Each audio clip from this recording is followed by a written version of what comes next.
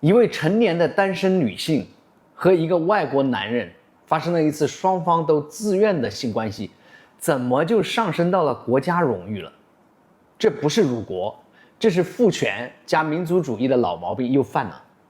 这也根本不是那个女生的问题，而是我们这个社会的耻辱观出了大问题。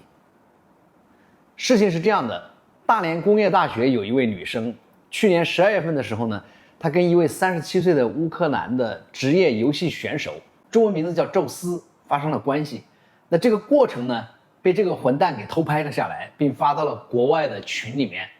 宙斯还说，这位中国女孩是 easy girl。Поездочка вышла вообще прикольно. Здесь у нас китайчика спит, здесь у нас октябрь авар. Это хорошая китаяночка. Блин, дайте огня. Это не та сука конченая, которая прикинула на 150. Есть нормальные девчонки в Китае. 所以事情不复杂，你可以理解成说，两个成年人约炮被一个无耻的家伙偷拍发到了网上，就像红姐，对吧？她偷拍了视频被警方抓了，大家都能够拎得清。偷拍，而且还上传到网上，它就是不对。7月8号，大连工业大学学生工作部的网站上发布了关于给予这位女同学开除学籍处分的公告。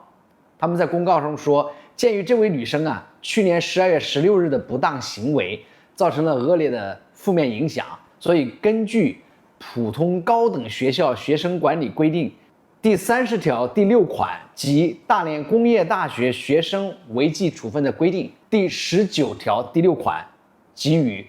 开除学籍的处分。学校并没有说开除的原因是什么，但是这一条的规定是这样说的：学生与外国人有不正当的交往，有损国格或者校誉的，视情节给予记过及以上处分。你们学校的学生隐私被不法分子曝光了，学校本应该去保护自己的学生，但是这个学校不仅不去维护学生的利益，反而是把学生给开除了，是跟着网络上的那些情绪做落井下石的事情。他们以为这样就能够保全了学校的名声，而且极为可耻的是，这个学校还把这位女生的名字都公布出来了，让她承受非常大的网络暴力。所以将一名成年的女性和一名外国男性的私人性行为上升为辱国，其实是将女性的身体当作国家的脸面，当作民族的边界线，好像这个女生一旦跨越了这条线，就被说成的是不爱国是不检点的。所以这是典型的父权民族主义叙事。在这种叙事之下，女性的身体不再属于她自己了，而是成了国有，被当作国家的象征，所以它的纯洁呢，就约等同于国格。那这种观念在几千年前就已经存在了，没想到已经是2025年了，仍然残留在大量的顺直男的思想当中。这种行为其实不仅仅是贬低了女性的自主权，也是将国家的面子架构在一种极为不健康的性别不平等之上。事实上，国家的荣誉永远都不应该建立在女性的身体之上。我们试想一下这个事儿，如果角色互换，假设是一位中国的男生与乌克兰的女生发生了关系，我相信一定不会认为是有辱国格，因为在现实当中，我看到的大多数的情况都是，这个中国男生一定会在网上引来大量的崇拜者，赞扬他是为国争光的英雄。这说明我们的社会存在着双重的标准，相对于男性的情感交往，女性的情感与性的选择经常是被外化的，是被政治化的。而且这种辱国的标签近年来与一些人对外籍人士，特别是白人男性的敏感心理，甚至是仇视的情绪有一定的关系。在民族主义情绪持续高涨的当下，很多私人的行为被贴上了种族或者国家的标签。归根结底，我认为这是心底里的自卑在作怪，与自尊一毛钱的关系都没有。我不禁要问学校有什么权利处理一位单身的成年人，而且是在自愿的与他人发生的性行为？大连工业大学以有辱国格开除学生，实际上是在用道德审判来替代制度规范，是在互联网上对自己的学生进行游街和羞辱。它虽然不是在一种线下的游街，但是它实际上是在互联网上的游街，也是一种变种的荣誉磨杀。当然，这次也许不是身体上的磨杀，但是是对女生名誉上是社死性质的磨杀。我不是说不能处理学生哈，我是说你不能用民族主义情绪来当成校规的遮羞布，真正应该被唾弃的是这种以道德名义公开羞辱，以制度名义围剿女性身体的伪正义。其实民族主义情绪正在影响我们很多普通人的生活，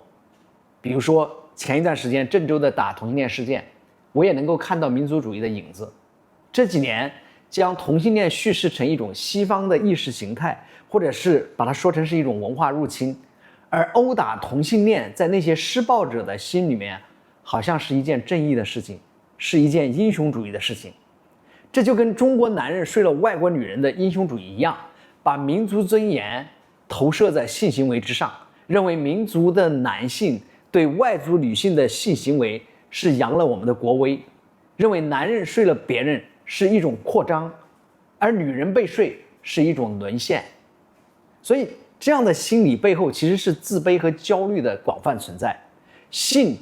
成为最容易被补偿的一个领域，而民族主义的底层版本，说实在话就是床上的胜利学。成年女学生因为与外国人发生性关系被曝光，而女生被民族主义情绪当成了一个叛徒遭到处罚，本质上也是性别管控和道德管控的一个混合体。真正值得我们反思的不是那位女生的行为，而是我们的社会为何总是要将羞辱归咎于一个女人的身体，而非那些强加给她们羞耻的人。开除这位女生并将她的名字公之于众，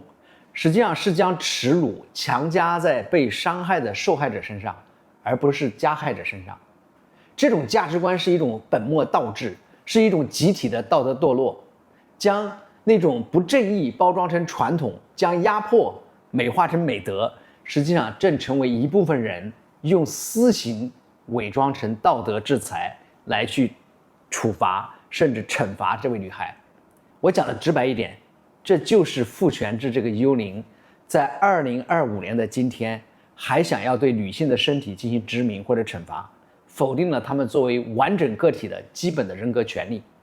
如果我们每一位朋友大家都对此沉默或者纵容的话，